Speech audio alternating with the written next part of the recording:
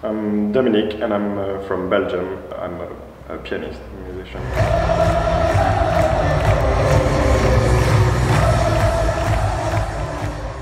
When you're an expat, I think it's a nice way to find a way to socialize with people from your country, especially for the World Cup or Euro Cup.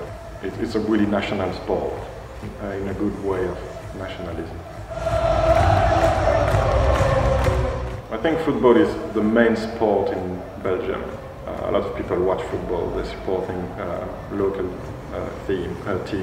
I think when we watch football, it's probably more in pubs and cafes, which is the same. For the World Cup, it's really funny and really nice because people just, for example, if Spain play against Germany and Spain win, which used to happen in the past, but will not happen anymore,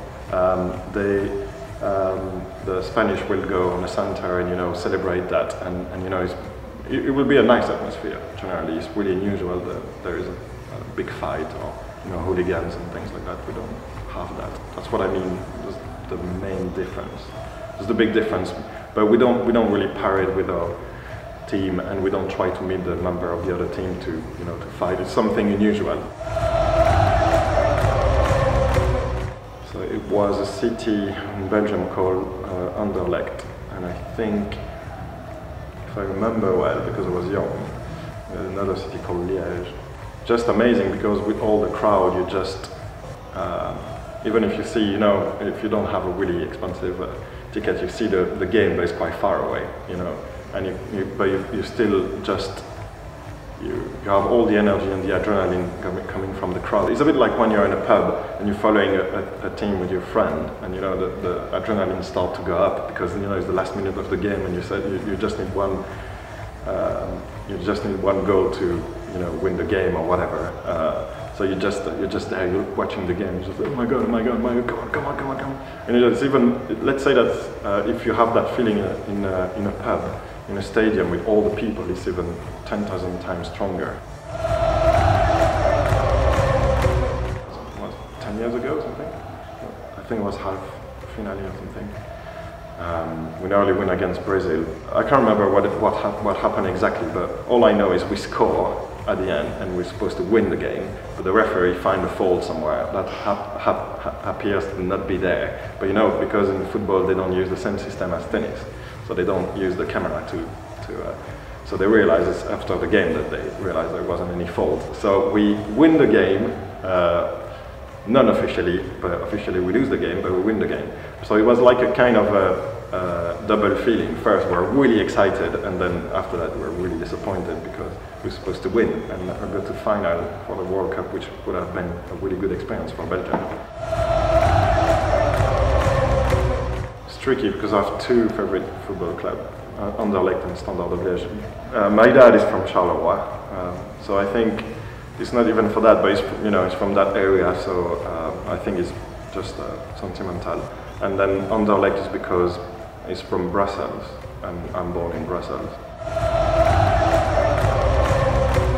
Belgian team, national team, definitely.